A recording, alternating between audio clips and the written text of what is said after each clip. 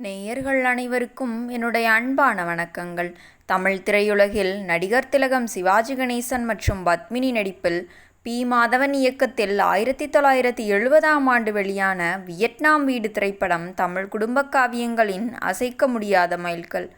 தான் நேசித்த குடும்பத்தில் இருக்கும் அனைவராலும் புறக்கணிக்கப்படும் ஒரு கண்டிப்பான குடும்பத் தலைவனாக சிவாஜி கணேசன் அவர்கள் இந்த படத்தில் வாழ்ந்திருப்பார்.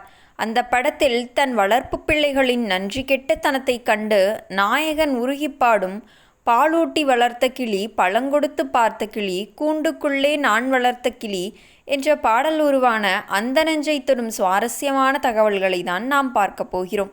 1970ஆம் ஆண்டு ஏவிஎம் ஸ்டுடியோவில் வியட்நாம் வீடு படத்தின் பாடல்கள் கம்போசிங் பணிகள் விறுவிறுப்பாக நடந்து கொண்டிருந்தன. இயக்குனர் பி. மாதவன் அவர்கள் திரை இசை திலகம் கே.வி. மகாதேவன் அவர்களிடம் சூழ்நிலையை கூறினார். மகாதேவன் சார் தன் வாழ்நாள் முழுவதையும் பிள்ளைகளுக்காக தியாகம் செய்த ஒரு தந்தை.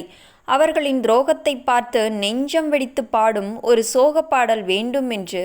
இதை கேட்ட கே.வி. மகாதேவன் அவர்கள் ஒரு அசாத்தியமான நெஞ்சை கிள்ளும் சோகமெட்டை தனது ஹார்மோனியத்தில் மீட்டினார்.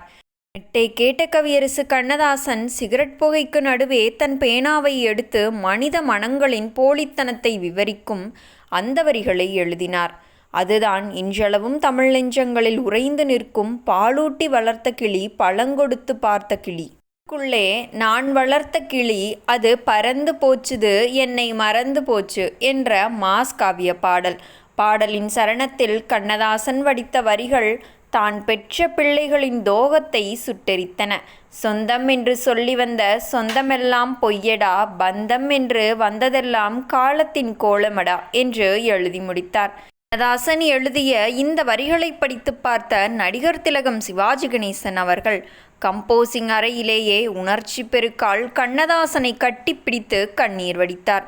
கண்ணதாசா, என் கதாபாத்திரத்தின் ஆன்மாவையே இந்த வரிகளில் கொண்டு வந்து விட்டாயே என்று கண்ணீர் மல்க நெகிழ்ச்சி கூறினார். டி.எம். சௌந்தரராஜன் அவர்களின் குரலில் இந்த பாடல் பதிவாகி திரையரங்குகளில் ஒலித்த போது தேட்டரே கண்ணீரில் நனைந்தது.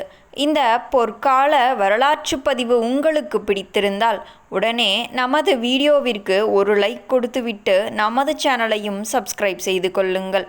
உங்கள் ஆதரவுதான் எங்களின் மிகப்பெரிய பலம். மேலும் கண்ணதாசன் பாடல்களில் உங்களுக்கு பிடித்தமான பாடல் எது என்பதையும் மறக்காமல் கீழே கமெண்டில் கமெண்ட் செய்யுங்கள். உங்களின் வாழ்க்கை அனுபவத்தில் ஏதேனும் ஒரு நிகழ்வு கண்ணதாசனின் வரிகளில் பொருந்தியுள்ளதா என்பதையும் கீழே சொல்லுங்கள். மீண்டும் நாளை சந்திப்போம். நன்றி, வணக்கம்.